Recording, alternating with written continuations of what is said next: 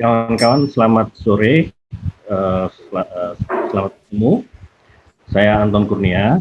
Saya mewakili Yayasan 17.000 Pulau Imaji yang menyelenggarakan acara ini, bagian dari rangkaian acara Lead Trade. Sore ini kita akan berbincang-bincang dengan 3 narasumber yang sangat berpengalaman di bidangnya, dan kita akan bincang-bincang santai tentang literary agency. Perbincangan kita sore ini adalah tentang membangun jembatan menuju kancah global. Kita akan bicara tentang fenomena literary agency dan bagaimana mempromosikan serta menjual intelektual, insan perbukuan dan karya kreatif Indonesia ke pentas dunia, pentas global. Baik, bersama kita sudah ada 3 narasumber. Yang pertama adalah Ibu Laura Bangun Prinsloo. Beliau adalah Ketua Yayasan 17.000 Pulau Imaji dan juga pernah menjadi Ketua Komite Buku Nasional periode 2016-2019. Beliau juga aktif di penerbitan. Dulu beliau adalah Presiden Direktur ya Kak ya, dari penerbit Kesenblank, sekarang komisaris di Kesenblank. Pokoknya sangat sibuk lah. Kalau ini seorang businesswoman yang sangat luar biasa. Kemudian selain Kak Laura, ada Pak Nung Atasana, seorang literary agent legendaris Indonesia ya, dari Borobudur Agency. Beliau lama sekali berkarir di dunia penerbitan. Sebelumnya berkarir di Gramedia, Pak Nung ya, baik di redaksi maupun di bidang marketing. Kemudian tahun 2013 ya Pak Nung merintis Borobudur Agency bersama IKAPI dan juga sempat bergiat di Komite Buku Nasional antara 2016 sampai 2019. Selamat sore Pak Nung. Selamat sore Mas Anton. Kemudian yang ketiga adalah Bapak Yuliani Liputo, seorang editor senior dari penerbit Mizan, juga rights manager ya, Mbak, ya, menangani penjualan rights buku-buku Mizan Group ke luar negeri. Dia juga seorang penulis dan penerjemah. Mbak Yuli sudah banyak menjual buku-buku copyright, buku-buku karya penulis Indonesia, terutama terkait buku-buku Islam ya, kalau tidak salah, ke berbagai negara, ada ke Inggris, Pakistan, Turki, Bangladesh, dan Uni Emirat Arab. Dan juga Mbak Yuli sempat menjadi anggota Komite Buku Nasional pada awal-awal keberadaannya. Ya, baik. Selamat sore juga Mbak Yuli. Selamat sore semua. Terima kasih sudah hadir di sini, kepada para pembicara semua. Saya akan langsung aja mungkin berbicara atau mengajak kawan-kawan bicara untuk berbincang tentang literary agency ini. Saya akan mulai dari Kak Laura. Nggak apa-apa ya Kak ya? Ya. Nggak apa-apa Mas Anton. Halo Kak Lau, apa kabar? Halo. Tadi soalnya saya nggak disapa. Oh iya, yang disapa hanya Pak Nung sama Mbak Yuli. Iya, ini disapa sekarang. Kak Laura, selamat sore.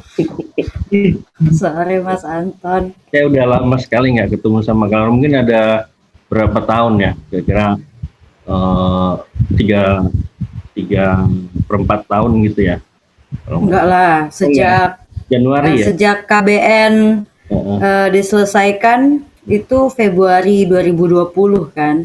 Oh iya ya. Perasaan lama sekali gitu ya. Iya, Februari 2020, lalu Maretnya udah pandemi, kita nggak bisa kemana-mana. Ya, kita udah ketemu nih. Nah, itu juga salah satu tantangan kita ya sekarang di dunia penerbitan.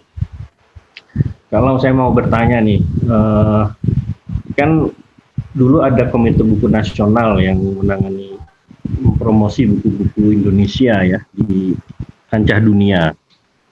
Dan sudah banyak yang dilakukan oleh Komite Buku Nasional sebetulnya dalam hal itu.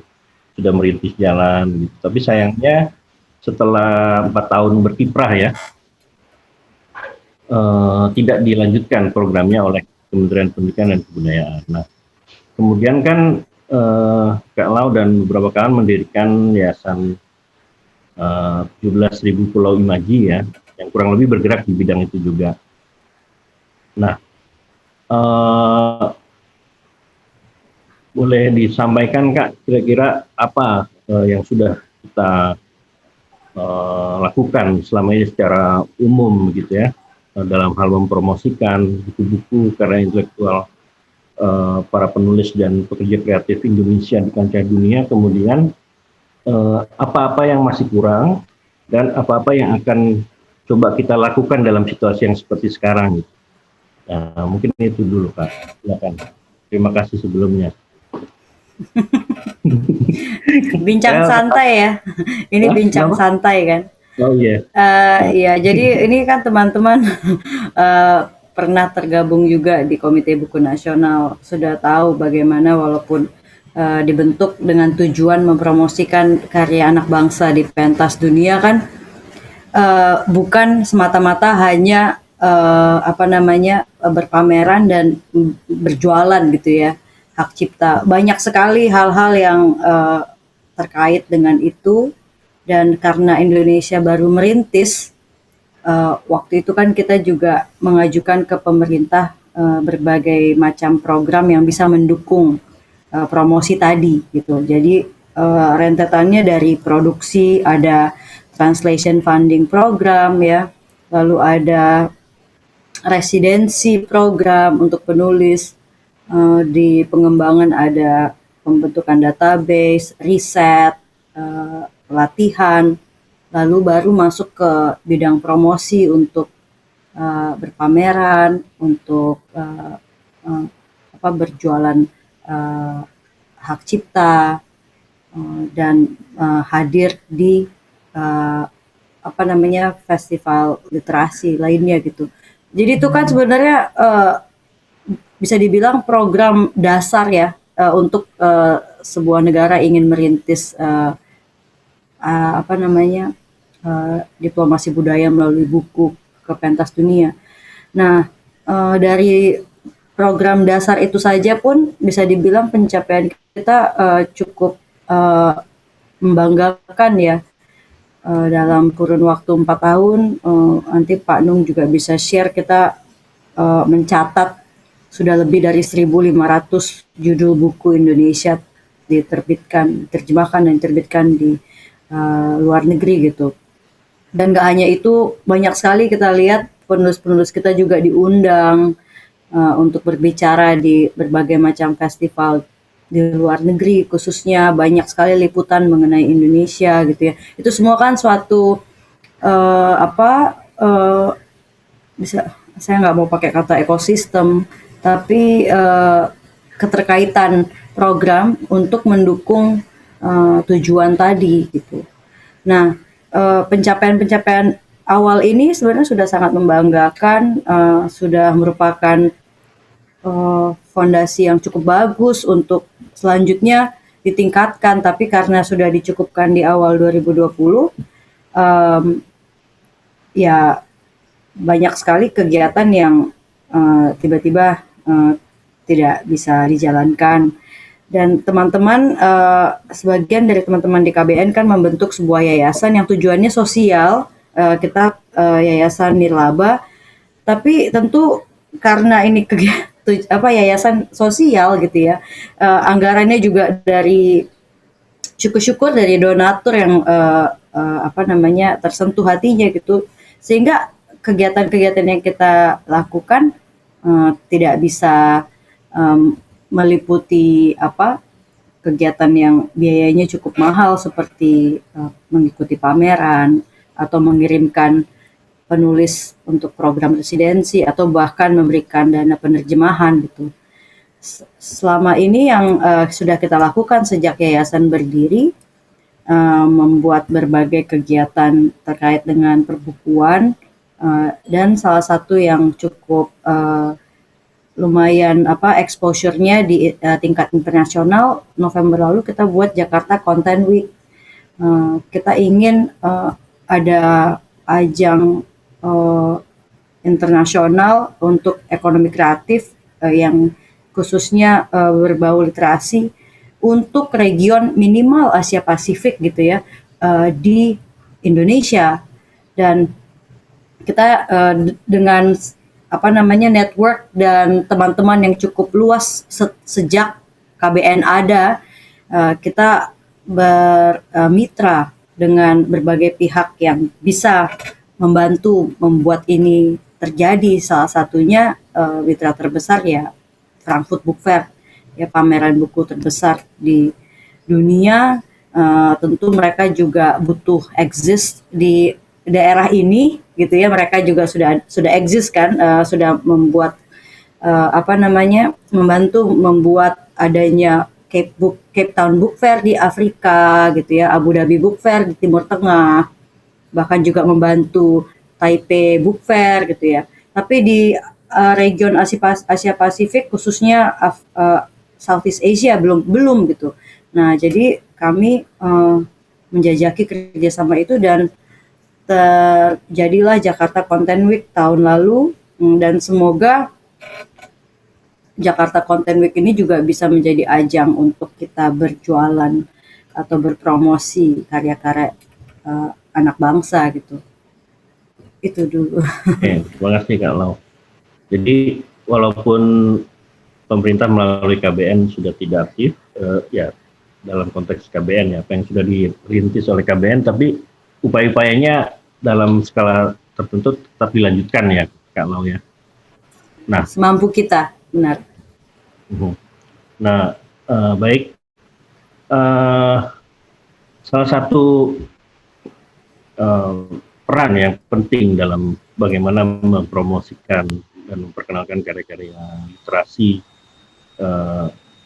suatu negara atau seorang penulis ke kancah internasional adalah peran literary agent ya, atau seorang agen penulis, agen naskah gitu ya.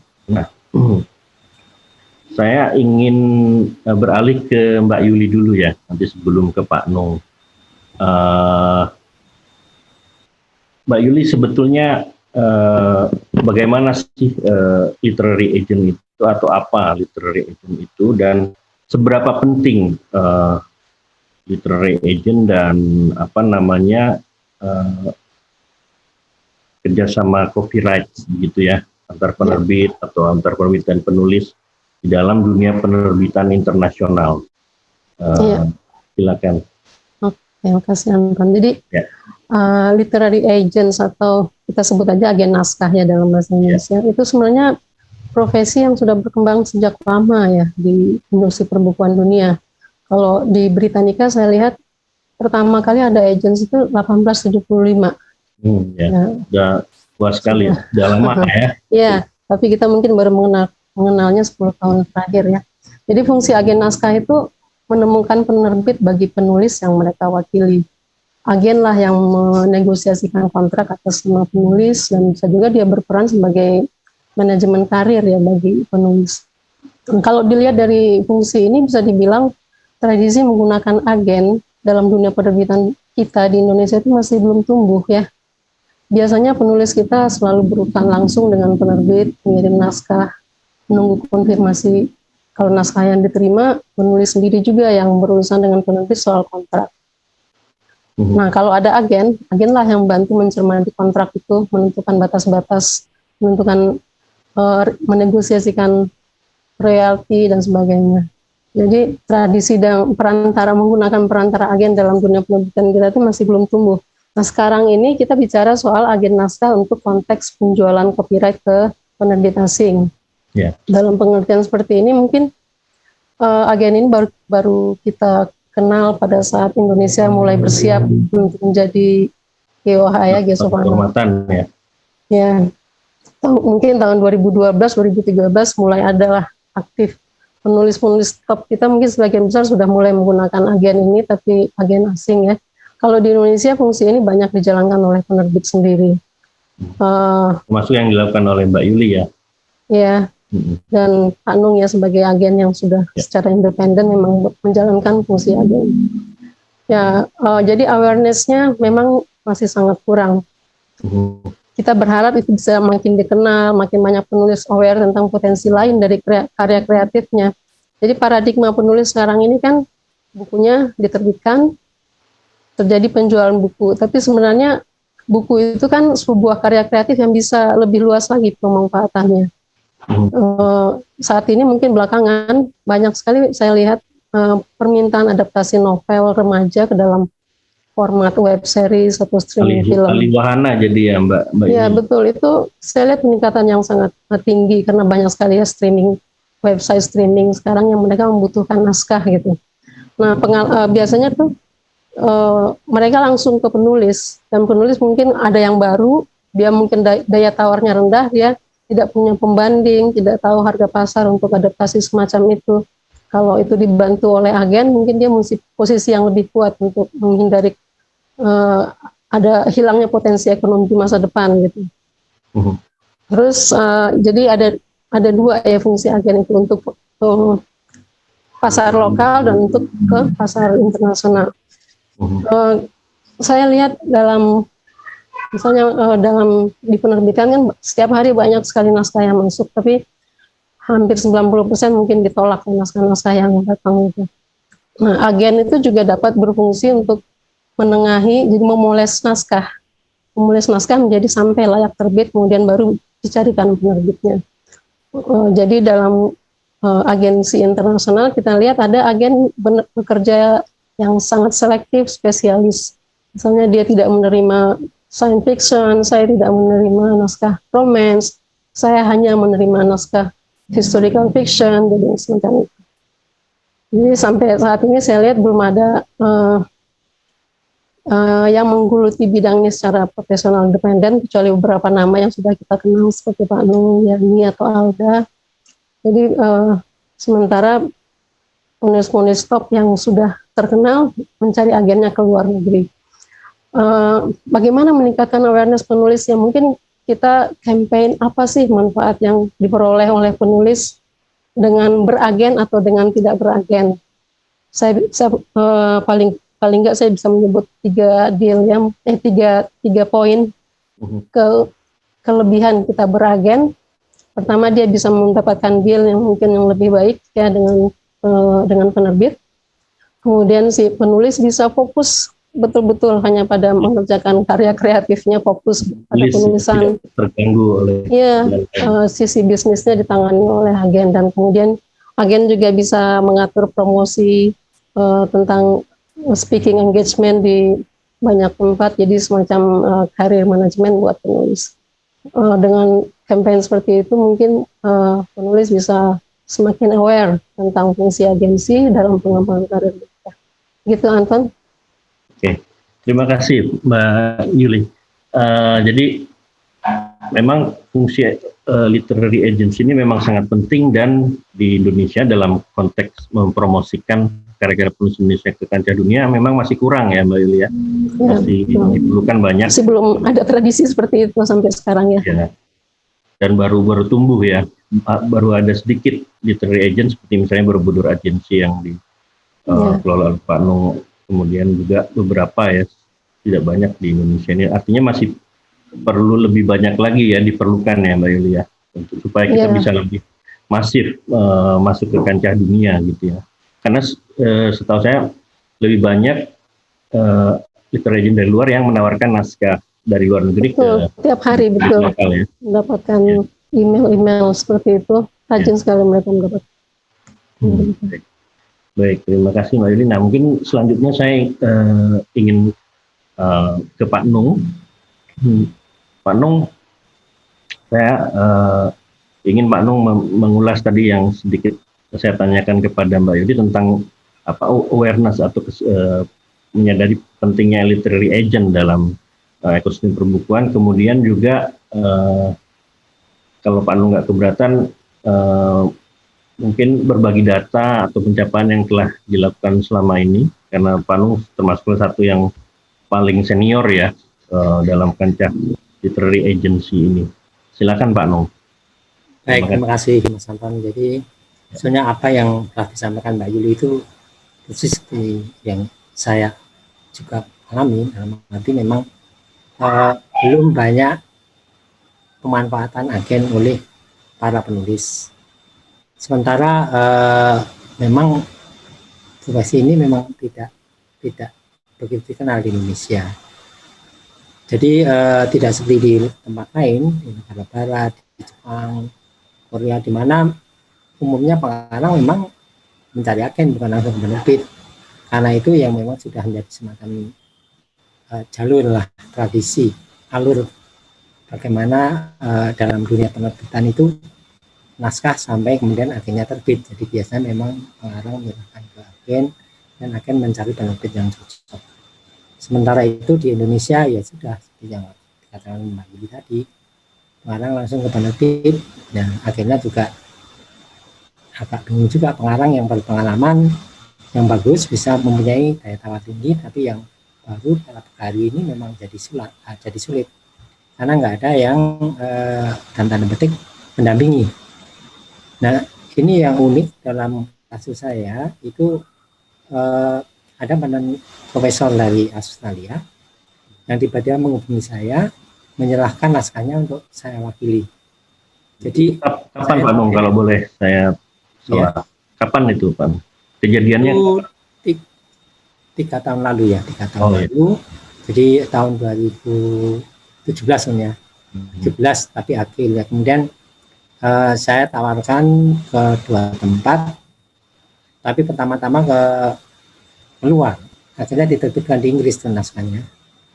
Dan kemungkinan sudah cetak ulang. Terus yang Indonesia juga sudah terbit bukunya baru saja. Jadi ini buku tebal dan memang menarik. Tapi bahwa yang saya heran kenapa profesor ini tiba-tiba cari agent ke Indonesia pula gitu. Yeah. Makanya ke saya. Jadi ini karena memang kesadaran di luar memang seperti itu, mencari agent. Kenapa ke saya? Karena dia melihat saya mesti nyari agent Indonesia karena ini topik yang dibicarakan mengenai Indonesia. Itu seperti itu. Tapi memang saya juga punya pengalaman, saya menjadi agen pengarang Indonesia, kemudian juga bagus, maksudnya dengan advance yang sangat tinggi, dijual di Jerman, tapi akhirnya pengarang itu cari agen luar negeri. Walaupun akhirnya menyesal dan pindah agen lagi. Jadi ya sudah, tapi memang itulah masalahnya. Jadi kekosongan profesi ini juga mungkin menjadi penyebab ya, karena memang tidak banyak yang mungkin tertarik. Yang catatan saya ini kan sekarang ada, tadi sudah disebut juga ada ya, yang mungkin di Belgia, tapi dia kan memang juga menjual karya kita ke luar. Kemudian ada Mas Yani itu literasi ya, mulai merintis ya, dan di Bandung ada Sapasar, itu kemarin di London bisa menjual 2 judul kalau nggak salah. Jadi dia dari IKP Jawa Barat. Jadi itu saja yang saya ingat ya, Borobudur, literasi ya, ada literatur sama Sapasar. Hanya Maksima enggak? Maksima itu lebih jual aja, jual ke dalam. Ya, ke dalam. Pak Santo Manurung ya. Ya, dia lebih dulu ya, dia tahun 2006 atau 2005. Pokoknya dia lebih dulu, kemudian setelah itu ada perwakilan Tutamori Thailand yaitu Mas Yani tahun 2010, terus Borobudur Licensi tahun 2013, kemudian setelah itu ada, saya lupa tahunnya, tapi setelah Borobudur terakhir memang Sapasar itu baru dibentuk waktu mau ke London itu, di mana Indonesia sebagai case of honor. Itu saja. Jadi seperti itu kira-kira kondisinya. Tapi memang sesungguhnya sangat penting ya pengarang memilih agent itu, karena seperti tadi. Jadi dan juga pengarang nggak usah pusing lah, masalah monetisasinya itu secara optimal akan diurus oleh agen. dia tinggal menulis saja fokusnya. Kemudian juga yang lain network. Biasanya literary agent kan sudah punya network, sudah punya jaringan. Jadi kalau menjual keluar, kalau penulis sendiri yang mengusahakan, dia akan kesulitan karena dia tentu ya mungkin dia akan coba-coba, tapi kan dia belum punya contact persons yang dia kenal di luar. Punya jejaring ya Pak. Ya itu kan keuntungan agen itu karena masalah jaringan yang sudah ada, sudah dirintis. Kemudian yang kedua juga adalah tren yang diketahui, karena paling juga agen harus mengetahui tren. Dan selain itu juga berdasarkan pengalaman negara-negara itu biasanya minatnya apa sih? Ya Jepang minatnya apa, Korea minatnya apa, Jerman minatnya apa. Itu biasanya dalam perjalanan saya keluar itu biasanya saya mencatat, oh negara ini minatnya ini. Tapi memang secara keseluruhan umumnya yang paling diminati adalah buku anak dan sastra. Kemudian ada satu dua yang kemudian dari Jepang minat ke komik, kemudian Sirion itu kan akhirnya diminati bukan hanya Jepang tapi ada Italia juga. Jadi berkembang lah. Pokoknya sekali karya itu sudah terbit keluar itu kayak semacam magnet untuk dilirik oleh negara-negara yang lain atau bahasa-bahasa yang lain. Itu kemudian kalau mengenai saat ini kan kita tahu ya kan ini seperti ini ya, tapi situasinya ya. Ini saya mau share itu ya data ya. Oh ya. Mungkin Mbak kawan-kawan yang dari ya. Silakan data ditampilkan datanya. Nah, ini dari data ini bisa dibaca bahwa ini catatan yang saya kumpulkan ini terutama karena selama 7 tahun ya sampai. Iya, ini sebenarnya awalnya saya diminta oleh Mas Gun ya untuk coba dibuat semacam data. Gunawan Muhammad ya. Itu yang sudah terjual ke luar negeri untuk nanti disampaikan waktu Indonesia sebagai guest of honor di Kampus Fair, kemudian diteruskan waktu 2015 Laura di Komite Buku Nasional. Jadi itu memang rangkaian dari agen-agen luar, data yang agen-agen luar memang agen di pengarang Indonesia. Kemudian juga kan biasanya pengarang itu punya website ya, dari itu saya kan bisa lihat, oh ini Kak Kurniawan itu yang sudah kemana saja sih dia, seperti Anda Hirota sudah kemana saja dia, Ayu Tami kemana saja, itu saya punya catatan di situ dari website mereka itu, dan saya catat, saya masukkan di situ. Selain saya minta masukan dari para penerbit yang waktu itu juga ikut masuk sebagai panitia di panitiaan Indonesia sebagai tamu kehormatan untuk Frankfurt Fair tahun 2015. Kalau dari data ini memang kelihatan bahwa selalu ada penambahan judul ya yang terjual. Yang menarik adalah terus ya Pak Anung ya. Ya. Dari 114, 2012, 2019 menjadi 334. Memang itu ya. Dari kenapa saya kasih catatan untuk Frankfurt sebagai tahun 2015 Indonesia sebagai tamu kehormatan di Kampus Dubai itu karena harus tahun 2016 angkanya melonjak jadi 219. Ini lucu, jadi bukan lucu tapi memang kehadiran sebagai tamu kehormatan itu sangat berperan. Jadi misalnya begini, tahun 2015 itu kan London Book Fair kalau tidak salah bulan Maret atau April ya, bulan Maret kalau nggak salah, karena tahun 2016 bulan Maret itu tidak ada sama sekali hak cipta terjual. Tapi waktu tahun 2016 setelah Indonesia sebagai guest of honor, waktu di London Book Fair itu terjual lumayan itu 12 atau berapa itu, sebagian itu bukunya Mbak Laura dari Kesankan. Jadi ini yang memicu awareness bahwa oh Indonesia itu ada toh buku-bukunya oke gitu semacam. Karena ditampilkan secara masif dan saat Indonesia sebagai tamu kehormatan itu dianggap adalah fenomenal sekali. Jadi mereka tidak menyangka dengan persiapan yang relatif sangat singkat waktunya karena panitia baru dibentuk awal tahun, 10 bulan kan itu berarti kan Oktober, tapi hasilnya seperti itu, luar biasa. Ya. Memang tahun 2014 sudah datang, ada stand Indonesia ukuran kecil, dan 2013 sudah ada utusan yang ke sana. Saya sudah hadir di Bangkut tahun 2013 karena itu pertama kali saya menjual hak cipta itu yang pengarang Indonesia itu yang kemudian di launching di saat Indonesia sebagai desa anak itu tanpa penghormatan. Jadi ini selama 7 tahun sudah terjual 1.598 ya, seperti itu. Judul ya. Ya, ini juga pengaruh waktu Indonesia sebagai market focus country di London Book Fair. Itu angkanya tinggi itu. Ya. Jadi 300 tahun 2019 tercatat paling tinggi ya kalau di data ini. Itu memang selain pengaruh London Book Fair itu juga itu akibat dari Sharjah. Sharjah ini kan menawarkan translation funding yang untuk ke semua bahasa.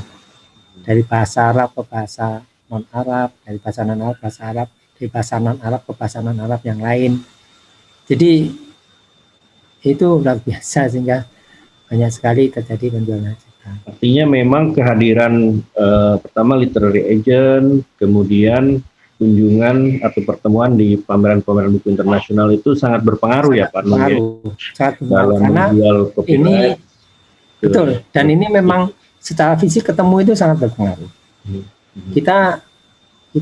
Kami alami waktu pandemi tahun 2020 itu kan ada juga online meeting ya, online matchmaking ya, dengan misalnya di Beijing International Book Fair. Setelah situasi pandemi ya, itu. Ya. Setelah situasi pandemi itu ya? Iya, karena pandemi, karena online. Online itu tidak semudah kalau memang kita ketemu langsung, orang melihat bukunya, buka-buka dan segala macam. Jadi ini pasarnya tidak mudah ya. Kemudian apalagi tahun ini ya, tahun 2020 misalnya Borobudur, agensi itu hanya berhasil menjual 4 judul keluar. Salah satunya ini yang sudah jadi ini. Kelihatannya, ini di Jepang ini. Di Jepang dari punya Litara ini. Ini barusan. Buku anak ya Pak Nung ya? Ya. Buku anak ya? Buku anak ya. Jadi ini dari Litara yang mesti di Pasar Terapung. Diterjemahkan ke bahasa Jepang dan memang jadi cover bagus. Kemudian jadi ini satu ke Jepang, yang 2 ke Mesir, yang 1 ke Syria. Kemudian tahun ini baru dapat 1, Mas Anton pasti paham ya. dan jadi bulan karyanya Mas Anton, mudah-mudahan nggak ada masalah. Sama ada minat dari Singapura dan Thailand. Dari Singapura itu ada mengajukan 9 judul mereka akan pelajari. Dan dari Thailand itu mengajukan 13 judul yang mereka pelajari. Tapi ini buku yang dari Singapura itu buku komik, yang dari Thailand itu macam-macam, non fiksi maupun fiksi. Itu yang kira-kira terjadi masa pandemi ini. Baik. Sementara itu mungkin nanti kalau ada lagi. Baik. Terima kasih Pak Nung atas paparannya, juga data-data yang sangat menarik tadi ditampilkan. Jadi memang tampaknya literary agent ini sangat penting dalam menjembatani ya Pak Nung ya, para penulis di dalam negeri, juga para penerbit di dalam negeri dalam berhubungan dengan penerbit di luar negeri untuk mempromosikan dan menjual karya-karya intelektual properti kita ya, atau buku-buku. Nah, dari yang disampaikan oleh Pak Nung juga kita tahu bahwa sangat penting kita menghadiri pameran internasional, kemudian juga ajang pertemuan insan perbukuan internasional begitu Pak Nung ya, untuk membina jejaring dan kemudian melakukan penjualan copyright. Saya kira jumlah lebih dari 1.500 judul, hampir 1.600 judul dalam waktu 7 tahun itu sesuatu yang luar biasa, karena kalau kita ingat bahwa katakanlah 10 tahun yang lalu itu hampir tidak ada yang terjual gitu ya, karya-karya penulis Indonesia keluar negeri. Kita lebih banyak atau hanya membeli dari copyright dari luar. Mungkin saya salah Mas, ada Mas. Kan itu Ya, saya banyak. enggak lumayan banyak. Saya di Gramedia memang pekerjaan saya itu. Oh iya. Saya masih di Gramedia itu selama mulai dari 2009 itu menjual hak cipta Malaysia itu banyak banget itu. Oh oke. Ya. Iya, Tapi memang kan itu kan hanya untuk lingkungan lebih Gramedia. Ya, internal. Jadi ada perlu satu tindakan yang sistematis ya Pak Nung ya. Ya, jadi itu urusan memang internal Gramedia sendiri. Sama ya. Baik. Iya. Jadi tapi tidak sebanyak belakangan ini ya Pak Nung ya, dari data tadi yang disampaikan. Oh iya, kalau belakangan memang kemudian tidak, karena waktu itu kan memang Malaysia sangat sangat perlu sekali bahan dari Indonesia, terutama untuk buku fiksi, kemudian buku busana Muslim, kemudian buku masak. Tapi kemudian Malaysia kan belajar bikin meniru misalnya buku masak, mereka menggunakan chef mereka sendiri, kemudian busana Muslim bikin sendiri dan segala macam. Jadi kemudian mereka mengurangi pembelian. Seperti itu. Ya, terima kasih Pak Nung. Sebelum saya kembali ke Kak Laura, saya ingin bertanya sedikit lagi ke Mbak Yuli terkait tadi yang juga sudah disampaikan oleh Pak Nung. Mbak Yuli kan sebagai copyright manager dari BitDem, wakil BIT, artinya bukan yang mandiri begitu ya. Tugasnya adalah menjual buku-buku dari satu penerbit dalam hal ini Mizan, kelompok Mizan ke penerbit di luar negeri. Nah, mungkin Mbak Yuli bisa berbagi pengalaman dalam menjual copyright itu, apa yang banyak diminati, kemudian juga kalau tadi Pak Nung menyampaikan yang banyak diminati adalah buku anak-anak dan fiksi begitu ya. Kalau dari pengalaman Mbak Yuli bagaimana? Kemudian dari yang sedikit yang saya tahu, Mbak Yuli juga telah berhasil menjual sejumlah buku-buku Islam gitu ya, yang diterbitkan oleh Mizan ke sejumlah negara asing. Silakan Mbak Yuli. Ya, terima kasih Anton. Dalam pengalaman saya memang yang berhasil dijual oleh penerbit Mizan copyright buku anak-anak Muslim ya. Jadi kalau buku anak persaingan dalam negeri di negara pembeli itu kan udah sangat tinggi ya. Buku anak yang umum gitu, mereka punya banyak sekali buku anak.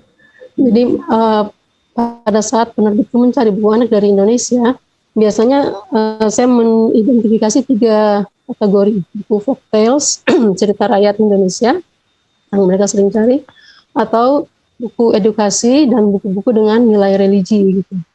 Jadi 3 kategori ini untuk buku anak yang diminati oleh penerbit asing.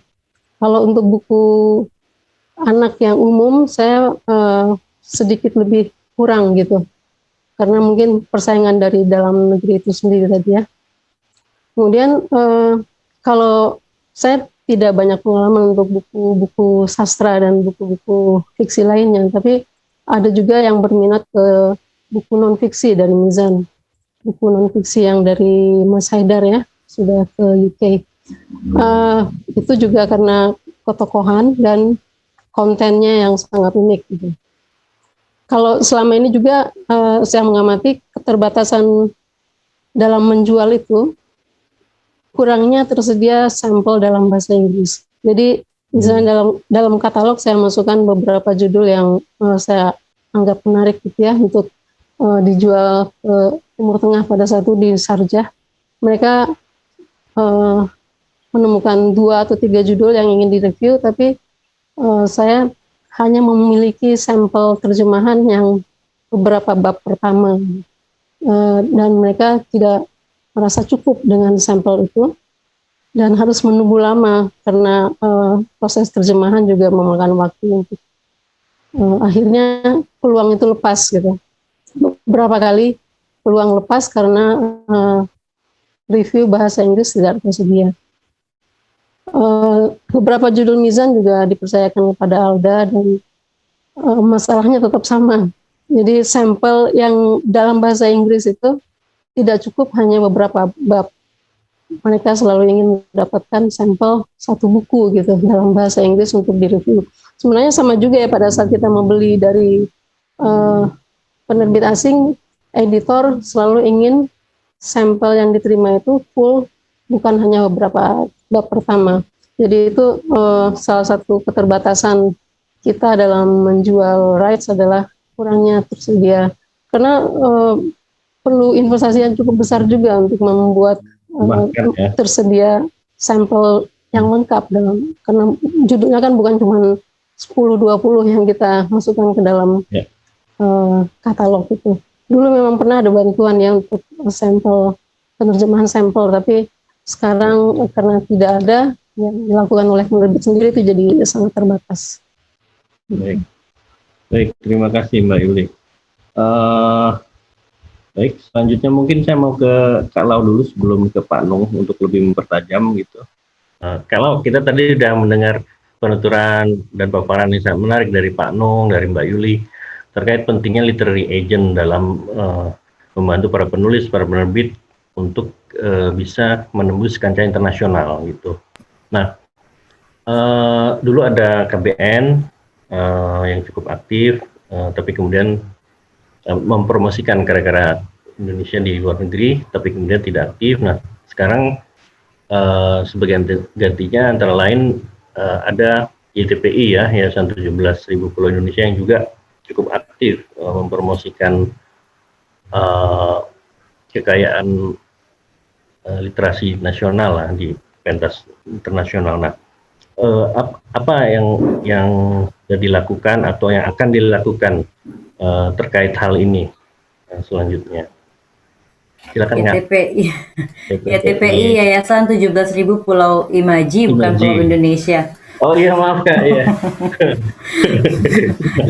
Yayasan 17.000 Pulau Imaji ya. Ya. Iya. Ini pakai Indonesia ya. Iya, tadi kan Pak Nung dan Mbak Yuli juga sudah menjelaskan bahwa di Indonesia ini masih sedikit sekali literary agents. Jenis-jenisnya juga tidak seperti yang sangat bervariatif ya di luar negeri sana, dan dengan network yang sangat maksimal gitu. Nah, sebenarnya kita masih banyak PR dalam negeri kan, dan tapi di satu sisi kita juga sudah membangun fondasi yang cukup baik. Maka dari itu sayang sekali KBN tidak dilanjutkan karena ada beberapa program dan insentif yang bisa mendukung lebih banyaknya lagi literary agent di Indonesia gitu, seperti yang juga tadi Mbak Yuli sudah singgung, itu pekerjaan literary agent itu sebenarnya besar sekali dan membutuhkan biaya yang lumayan besar gitu ya, dalam membuat sinopsis, dalam kurasi buku yang tepat untuk sebuah pameran atau target penerbit atau target regional gitu. Itu membutuhkan pengalaman, effort yang cukup besar. Belum lagi networking ya.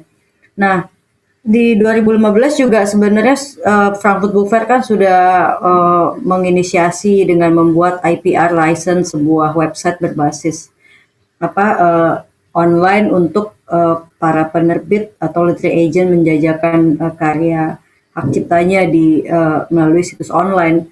Tapi tidak ada yang bisa mengalahkan hubungan interaksi personal yang bisa dilaksanakan melalui sebuah pameran buku gitu. Dan ini sangat terasa sekali saat pandemi ini.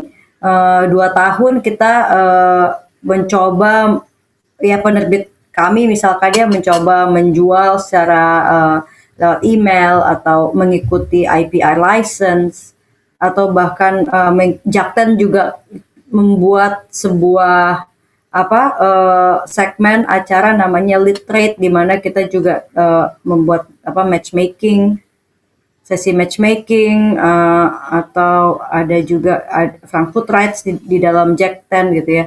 Tapi tidak sama dengan jika kita berinteraksi langsung dengan penerbitnya. Nah, maka dari itu penting penting untuk tetap eksis, tetap hadir ya di pameran buku internasional, tetap menjalin hubungan yang baik dengan para penerbit-penerbit lain gitu. Karena kekurangan literary agent yang mewakili khususnya penerbit yang belum mempunyai rights agent, dan dengan pengalaman yang sudah ada sejak KBN beroperasi gitu ya, yayasan kami membuka sebuah literary agent sendiri yang harapannya bisa mewakili penerbit penulis dalam mempromosikan karya mereka. Dan saat ini kan selama KBN sudah tidak dilanjutkan, Mas Anton, kita tuh masih terima banyak sekali permintaan dari penerbit asing, dari pameran, organizer pameran buku, dari badan yang serupa seperti KBN gitu ya, untuk menjajaki kerjasama. Yang terakhir itu dari Cina, bahkan mereka ingin membeli beberapa judul sastra dan non fiksi gitu ya. Itu mereka nggak tahu mesti kontak ke siapa di Indonesia gitu, sehingga pada saat itu tahun lalu ya, yayasan kami menampung itu semua dan menyebarkannya ke teman-teman penerbit gitu. Tapi sekarang setelah dipikir-pikir, ini memang kita ini masih tetap butuh gitu, dan kita akan membuat sebuah literary agent baru, tapi tetap dengan mengusung nama yang sama, sehingga orang-orang di yang sudah tahu mengenai Indonesia melalui situs islandsofImagination.id bisa tetap menjadikan itu rujukan untuk informasi terkait buku-buku dari Indonesia gitu. Dan hopefully tahun ini kita juga akan membuka stand di pameran Frankfurt Book Fair, dan mungkin di beberapa pameran lainnya tahun depan jika sudah bisa berpergian. Dan tahun depan juga akan Jakarta menjadi tuan rumah IPA World Congress gitu ya, di mana akan banyak sekali penerbit asing datang. Iya, di Jakarta, dan kita mesti bisa mempersiapkan diri dengan baik gitu. Tahun depan itu bulan apa Kak rencananya? Tahun depan bulan November di Jakarta Convention Center. Oh baik. Ya. Kalau tahun ini tampaknya memang pameran buku internasional masih belum bisa dilaksanakan secara offline ya. Pertemuan langsung, masih sebagian besar masih online ya. Iya, ambisinya semuanya pengen hybrid ya. Ambisinya ingin hybrid, tapi satu persatu beralih ke online saja. Tapi Frankfurt masih berambisi untuk hybrid. Beijing Book Fair juga ya kayak hybrid ya. Ya, Beijing, Hong Kong akan ada ini physical book fair katanya, tapi untuk luar negeri masih online. Baik. Oke Kak Laura, terima kasih atas paparannya. Saya akan kembali ke Pak Nung dulu. Pak Nung, bisa mendengar saya Pak Nung? Iya, bisa. Pak Nung, tadi Pak Nung sudah menggambarkan data-data pencapaian kita selama beberapa tahun ini ya. Nah, mungkin bisa dipertajam Pak Nung, sebetulnya buku-buku apa saja yang paling diminati di kancah internasional dari karya para penulis Indonesia atau para kreator Indonesia ini. Silakan Pak Nung. Baik, ada tadi ada semacam background-nya, mungkin bisa ditampilkan ya. ini kira-kira Kalau segitu. yang di belakang layar, ya terima kasih. Cukup kelihatan. Jadi penjualan hak cipta cuman kalau negeri menurut bidangnya ini menurut undang-undangnya sebenarnya dari Komite Buku Nasional Kemendikbud. Jadi dari sini bisa kelihatan yang pertama memang buku anak ya. Buku anak itu ada dua, buku anak religi terutama yang Islami dan buku anak yang universal. Jadi dari situ kelihatan bahwa dari buku anak yang religi itu ada 21,7%, sementara yang universal ada 20,4%, sehingga totalnya 42,1%. Ini yang paling besar peminatnya. Kemudian yang kedua adalah sastra. Sastra ini dalam hal fiksi 28,3% dan puisi 3%. Jadi itu ada 31,3%. Jadi memang selama ini yang paling banyak diminati memang buku anak. Kemudian baru buku agama dan non fiksi dan akhirnya komik. Ini yang non fiksi kita enggak ini ya, karena memang cukup variatif, jadi kita jadikan satu aja non fiksi. Agama kami pisahkan di sini. Yeah. Nah, dari buku anak ini memang yang untuk yang religi itu jelas ya, buku anak yang buku anak yang Islami. Sementara yang universal itu bisa yang buku yang ini mengenai nilai-nilai ya, buku yang mempunyai yang mengenai values, mengenai nilai, kemudian kehidupan modern, kemudian mengenai cerita lokal, cerita folklore ya, cerita rakyat itu ya. 3 macam itu yang diminati dari luar. Seperti itu. Kemudian kalau komik ini juga waktu itu yang menarik adalah justru komiknya Rion itu yang manga style, yang style model Jepang itu diminati di Jepang sendiri. Jadi ini sangat menarik. Itu ya yang dari terkait dengan yang itu. Mas Nathan mungkin ada. Baik, terima kasih Pak Noh. Jadi kalau kita lihat memang angkanya cukup besar ya, buku anak yang buku anak paling diminati itu lebih dari 40%, hampir separuhnya ya. Ini menarik karena kita tahu bahwa ya. Bisa saya jelaskan karena kebanyakan buku anak yang diminati itu bentuknya seri. Oh ya. Halo banyak yang seri ya. Itu kan 25 judul. Sekali dibeli ya 25 judul. Misalnya dari Turki, misalnya itu dari tempatnya Mbak Yuli ya. Jadi seri ya. Jadi jumlahnya cukup banyak. Itu juga menjadi, karena kami kan menghitung secara individu per judulnya. Kami hitung bukan per serinya. Karena masing-masing punya SBN sendiri juga. Baik. Itu catatan saya, Mas. Iya. Baik, terima kasih Pak Nung.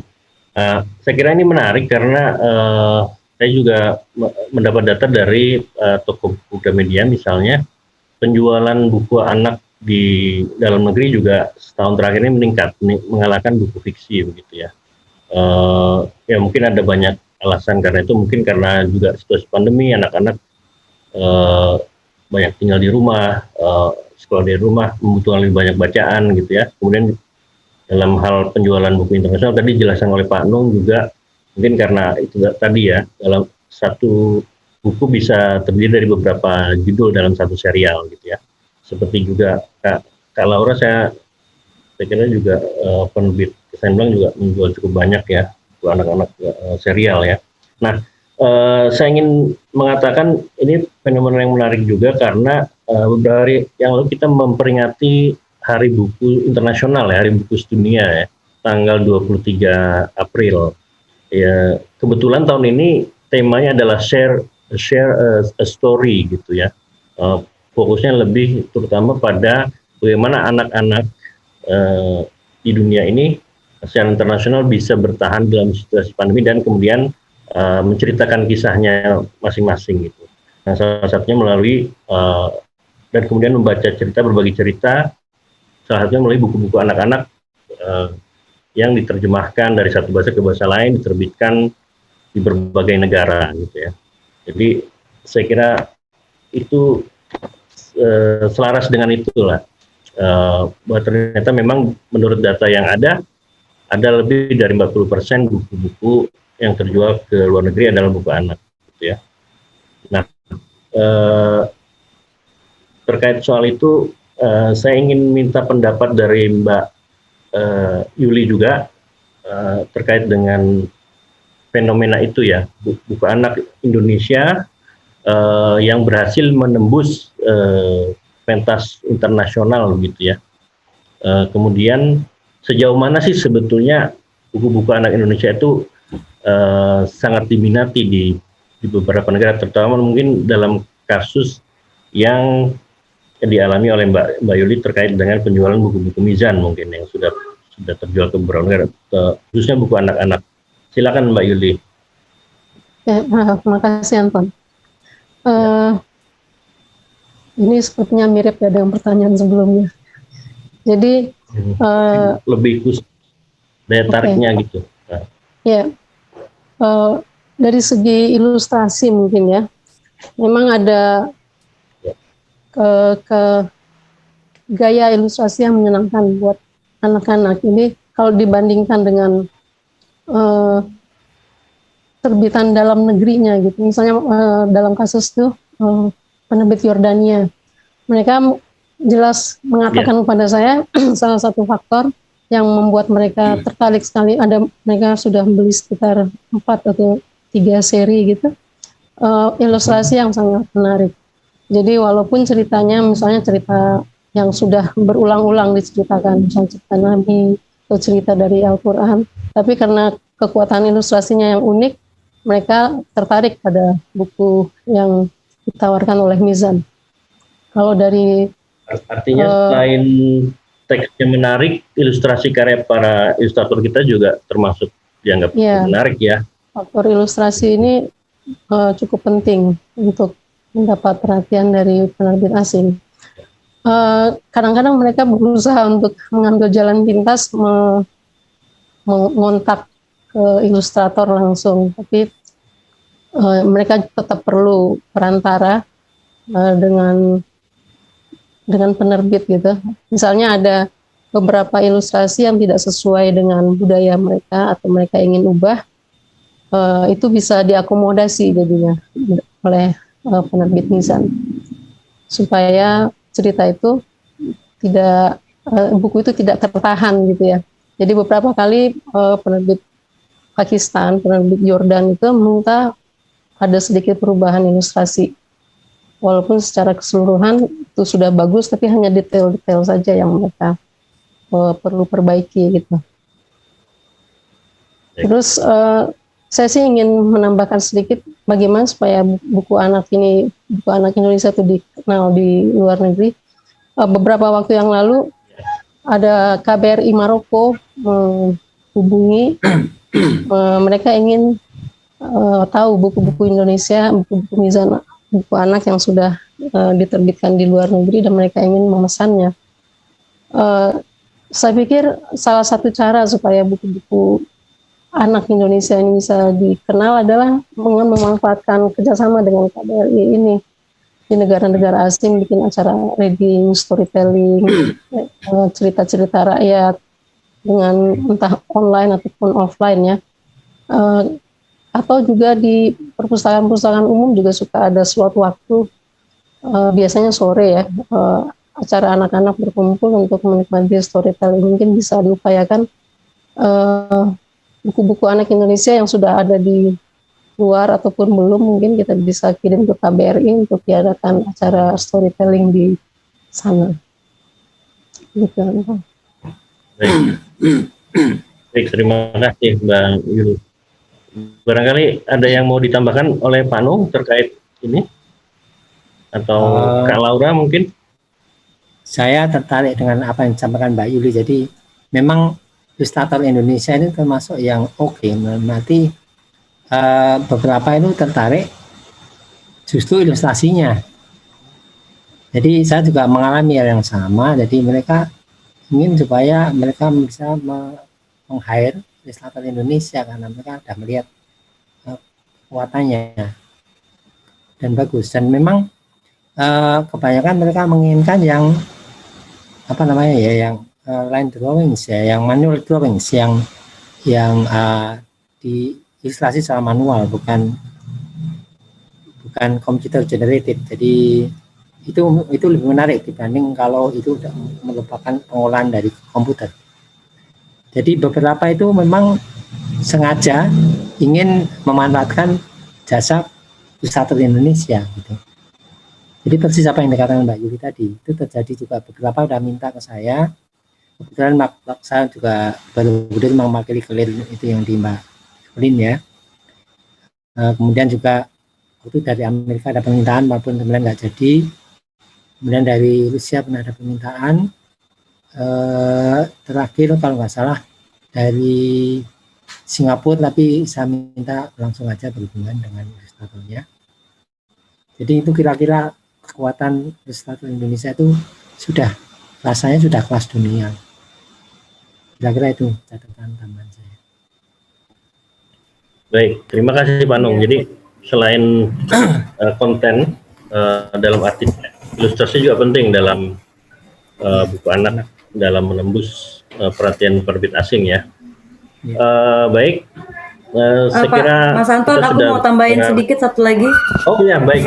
Ya. Terkait sorry satu lagi terkait buku anak ini juga penting karena kan buku anak itu ada berbagai macam ya, dari yang untuk anak bayi, balita sampai teen lit juga mungkin bisa dibilang soal buku ini anak. Nah, pembagian umur ya dan jenisnya. Maksud saya begini, selain ilustrasi yang bagus itu pada saat kita bertemu dan orang penerbit asing memegang buku tersebut gitu ya, apalagi buku-buku yang untuk balita ke bawah, itu kan banyak fitur-fitur, entah itu teksturnya lah, entah itu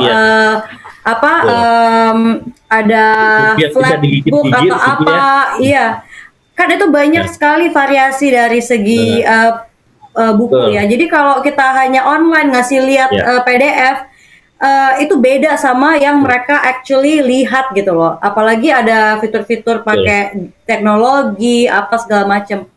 Dan bisa dibilang kalau ada hal-hal yang tidak tersampaikan ya Kak ya. Ada hal-hal yang tidak tersampaikan kalau hanya online. Nah, harus dipegang bukunya gitu ya. Harus dipegang dan dilihat dan beda kalau misalkan dia melihat dan apalagi kalau kita concern terhadap sampai jenis kertas, jenis cover gitu ya, itu udah kita pikirkan dengan matang. Pasti mereka lebih tergiur kalau mereka lihat gitu. Itu aja Mas. Poin yang menarik dari Kak. Terima kasih Kak Lau. Baik, kawan-kawan, kita sudah berbincang cukup banyak dan menyimak paparan menarik dari 3 pembicara kita yang luar biasa, Kak Lau, Mbak Yuli, dan Pak Nung. Terima kasih sudah bergabung bersama kami. Kawan-kawan bisa ikut serta membuat pertanyaan, menyampaikan pendapat dan lain-lain, nanti bisa dijawab oleh kami. Sekali lagi terima kasih kepada para pembicara, Kak Lau, Mbak Yuli, dan Pak Nung. Saya akan simpulkan sedikit sebelum menutup sesi kita sore ini. Dari pemaparan ketiga pembicara kita, kita mengetahui betapa literary agency ini atau agen naskah ini penting ya, perannya sangat penting dalam menjembatani para penulis dan penerbit di dalam negeri, di Indonesia terutama dalam konteks ini, dalam menembus pasar internasional ke kancah global, sehingga buku-buku kita, karya intelektual properti kita dapat lebih banyak lagi yang dibeli, kemudian diterbitkan, didistribusikan secara internasional. Poin yang lain adalah dalam situasi pandemi ini kita memang tidak bisa leluasa misalnya menghadiri pameran internasional, berjejaring dengan para penerbit dan literary agent dari negeri lain. Tetapi tadi disampaikan bahwa memang itu sebetulnya satu event yang penting ya. Jadi akan berbeda pertemuan secara online gitu dengan pertemuan secara offline, karena dalam menjual buku, menjual copyright, pertemuan itu penting. Kemudian bagaimana bisa meyakinkan literary agent atau penerbit dari luar negeri untuk membeli karya kita juga akan lebih optimal kalau bisa bertemu secara langsung gitu. Baik, kita berharap di masa depan ini situasi akan lebih membaik sehingga kita bisa lebih optimal dalam menembus kancah global. Demikian, sekali lagi terima kasih kepada kawan-kawan pembicara semua, juga kepada kawan-kawan yang menyaksikan di tempat masing-masing. Selamat sore, sampai berjumpa. Terima kasih. Selamat sore, terima kasih Mas Anton, sampai jumpa. Sampai jumpa.